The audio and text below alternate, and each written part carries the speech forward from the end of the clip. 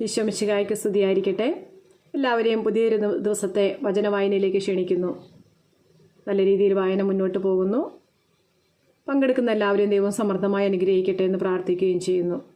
നിങ്ങളുടെ വീട്ടിലുള്ള എല്ലാവരെയും ഈ വായനയിൽ പങ്കെടുപ്പിക്കുവാൻ പരിശ്രമിക്കുമല്ലോ.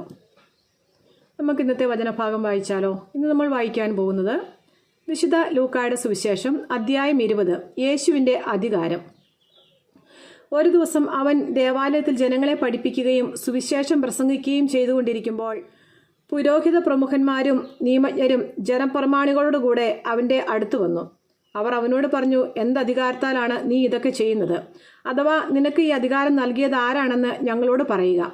അവൻ മറുപടി പറഞ്ഞു, ഞാനും നിങ്ങളോടൊന്ന് ചോദിക്കട്ടെ, ഉത്തരം പറയുവിൻ. യോഹന്നാൻ്റെ ജ്ഞാനസ്നാനം സ്വർഗത്തിൽ നിന്നോ മനുഷ്യരിൽ നിന്നോ? അവർ പരസ്പരം ആലോചിച്ചു. സ്വർഗത്തിൽ നിന്ന് നാം പറഞ്ഞാൽ പിന്നെ എന്തുകൊണ്ട് നിങ്ങൾ അവനെ വിശ്വസിച്ചില്ല എന്ന് അവൻ ചോദിക്കും. മനുഷ്യരിൽ നിന്നെന്ന് പറഞ്ഞാൽ ജനങ്ങളെല്ലാം നമ്മെ കല്ലെറിയും. എന്തെന്നാൽ യോഹന്നാൻ ഒരു പ്രവാചകനാണെന്ന് അവർ വിശ്വസിച്ചിരുന്നു. അതിനാൽ അവർ മറുപടി പറഞ്ഞു, എവിടെ നിന്നെന്ന് ഞങ്ങൾക്ക് അറിഞ്ഞുകൂടാ. അപ്പോൾ യേശു പറഞ്ഞു, എന്തധികാരത്താലാണ് ഞാനിത് ചെയ്യുന്നതെന്ന് ഞാനും നിങ്ങളോട് പറയുന്നില്ല. മുന്തിരിത്തോട്ടവും കൃഷിക്കാരും. അവൻ ജനങ്ങളോട് ഈ ഉപമ പറഞ്ഞു. ഒരു മനുഷ്യനൊരു മുന്തിരിത്തോട്ടം നട്ടുപിടിപ്പിച്ചു. അത് കൃഷിക്കാരെ ഏൽപ്പിച്ചതിന് ശേഷം ദീർഘനാളത്തേക്ക് അവിടെ നിന്ന് പോയി. സമയമായപ്പോൾ മുന്തിരിപ്പഴങ്ങളിൽ നിന്ന് ഓഹരി ലഭിക്കേണ്ടതിന് അവനൊരു ഭൃത്തിനെ കൃഷിക്കാരുടെ അടുത്തേക്ക് അയച്ചു. എന്നാൽ കൃഷിക്കാർ അവനെ അടിക്കുകയും വെറും കൈയോടെ തിരിച്ചയക്കുകയും ചെയ്തു. അവൻ മറ്റൊരു ഭൃത്തിനെ അയച്ചു. അവനെയും അവർ അടിക്കുകയും അപമാനിക്കുകയും വെറും കൈയോടെ തിരിച്ചയക്കുകയും ചെയ്തു. അവൻ മൂന്നാമതൊരുവനെ അയച്ചു. അവർ അവനെ പരിക്കേൽപ്പിക്കുകയും പുറത്തേക്കെറിയുകയും ചെയ്തു. അപ്പോൾ തോട്ടത്തിൻ്റെ ഉടമസ്ഥൻ പറഞ്ഞു, ഞാൻ എന്താണ് ചെയ്യുക? എൻ്റെ പ്രിയപുത്രനെ ഞാൻ അയക്കും, അവനെ അവർ മാനിച്ചേക്കും. പക്ഷേ കൃഷിക്കാർ അവനെ കണ്ടപ്പോൾ പരസ്പരം പറഞ്ഞു, ഇവനാണ് അവകാശി, ഇവനെ നമുക്ക് കൊന്നുകളയാം, അപ്പോൾ അവകാശം നമ്മുടേതാകും. അവർ അവനെ മുന്തിരിത്തോട്ടത്തിന് വെളിയിലേക്ക് എറിഞ്ഞ് കൊന്നുകളഞ്ഞു. ആകയാൽ മുന്തിരിത്തോട്ടത്തിൻ്റെ ഉടമസ്ഥൻ അവരോട് എന്തു ചെയ്യും? അവൻ വന്ന് ആ കൃഷിക്കാരെ നശിപ്പിക്കുകയും മുന്തിരിത്തോട്ടം മറ്റാളുകളെ ഏൽപ്പിക്കുകയും ചെയ്യും. അവർ ഇത് കേട്ടപ്പോൾ ഇത് സംഭവിക്കാതിരിക്കട്ടെ എന്ന് പറഞ്ഞു.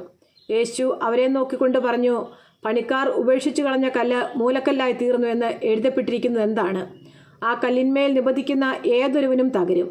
അത് ആരുടെ മേൽ പതിക്കുന്നുവോ അവനെ അത് ധൂളിയാക്കും. തങ്ങൾക്കെതിരായിട്ടാണ് ഈ ഉപമ അവൻ പറഞ്ഞതെന്ന് നിയമജ്ഞരും പ്രധാന പുരോഹിതന്മാരും മനസ്സിലാക്കി അവനെ കയ്യേറ്റം ചെയ്യാൻ ശ്രമിച്ചു. എന്നാൽ അവർ ജനങ്ങളെ ഭയപ്പെട്ടു. സീസറിന് നികുതി കൊടുക്കണമോ? അതിനാൽ അവർ നീതിമാന്മാരെന്ന് ഭാവിക്കുന്ന ചാരന്മാരെ അയച്ച് അവനെ ദേശാധിപതിയുടെ അധികാരത്തിനും വിധിക്കും ഏൽപ്പിച്ചു കൊടുക്കത്തക്ക വിധം അവൻ്റെ വാക്കിൽ നിന്ന് എന്തെങ്കിലും പിടിച്ചെടുക്കാൻ അവസരം കാത്തിരുന്നു.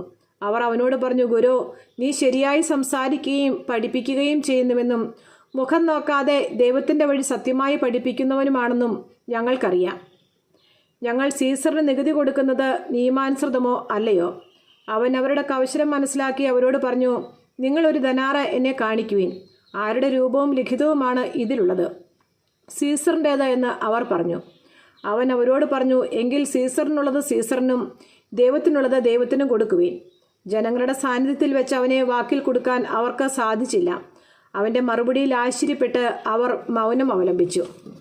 പുനരുദ്ധാനത്തെക്കുറിച്ച് വിവാദം. പുനരുദ്ധാനം നിഷേധിക്കുന്ന സദുക്കായരിൽ ചിലർ അവനെ സമീപിച്ച് ചോദിച്ചു, ഗുരു, ഒരാളുടെ വിവാഹിതനായ സഹോദരൻ സന്താനമില്ലാതെ മരിച്ചാൽ അവൻ ആ സഹോദരൻ്റെ വിധവയെ സ്വീകരിച്ച് അവനുവേണ്ടി സന്താനങ്ങളെ ഉൽപ്പാദിപ്പിക്കണമെന്ന് മോശ കൽപ്പിച്ചിട്ടുണ്ട്. ഒരിടത്ത് 7 സഹോദരന്മാരുണ്ടായിരുന്നു. ഒന്നാമൻ ഒരുവളെ വിവാഹം ചെയ്തു. അവൻ സന്താനമില്ലാതെ മരിച്ചു. അനന്തരം രണ്ടാമനും പിന്നെ മൂന്നാമനും അവളെ ഭാര്യയായി സ്വീകരിച്ചു. അങ്ങനെ 7 പേരും സന്താനമില്ലാതെ മരിച്ചു. അവസാനം ആ സ്ത്രീയും മരിച്ചു. പുനരുദ്ധാനത്തിൽ അവൾ അവരിൽ ആരുടെ ഭാര്യയായിരിക്കും? അവൾ 7 പേരുടെയും ഭാര്യയായിരുന്നല്ലോ. യേശു അവരോട് പറഞ്ഞു, ഈ യുഗത്തിൻ്റെ സന്താനങ്ങൾ വിവാഹം ചെയ്യുകയും ചെയ്തു കൊടുക്കുകയും ചെയ്യുന്നു.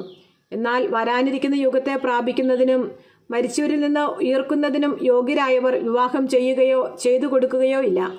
പുനരുദ്ധാനത്തിൻ്റെ മക്കൾ എന്ന നിലയിൽ അവർ ദേവദൂതന്മാർക്ക് തുല്യരും ദൈവമക്കളുമാണ്. ആകയാൽ അവർക്ക് ഇനിയും മരിക്കാൻ സാധിക്കുകയില്ല. മോശ പോലും മുൾപ്പടർപ്പിങ്കൽ വെച്ച് കർത്താവിനെ അബ്രാഹത്തിൻ്റെ ദൈവമെന്നും ഇസഹാക്കിൻ്റെ ദൈവമെന്നും യാക്കോബിൻ്റെ ദൈവമെന്നും വിളിച്ചുകൊണ്ട് മരിച്ചവർ ഉയർക്കുമെന്ന് കാണിച്ചു തന്നിട്ടുണ്ട്. അവിടുന്ന് മരിച്ചവരുടെയല്ല ജീവിക്കുന്നവരുടെ ദൈവമാണ്. അവിടത്തേക്ക് എല്ലാവരും ജീവിക്കുന്നവർ തന്നെ. നിയമജ്ഞരിൽ ചിലർ, ഗുരോ, നീ ശരിയായി സംസാരിക്കുന്നു എന്ന് പറഞ്ഞു. അവനോട് എന്തെങ്കിലും ചോദിക്കാൻ പിന്നീട് അവർ മുതിർന്നില്ല. ക്രിസ്തു ദാവീദിൻ്റെ പുത്രൻ. അപ്പോൾ അവൻ അവരോട് ചോദിച്ചു, ക്രിസ്തു ദാവീദിൻ്റെ പുത്രൻ ആണ് എന്ന് പറയാൻ എങ്ങനെ കഴിയും?